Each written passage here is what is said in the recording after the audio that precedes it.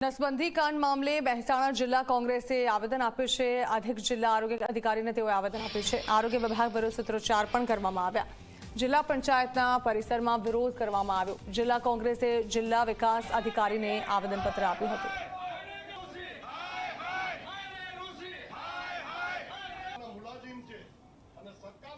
પોતે જવાબદાર અધિકારી સામે એફઆઈઆર નોંધવા માટે આજે અમે અનુરોધ કર્યો છે।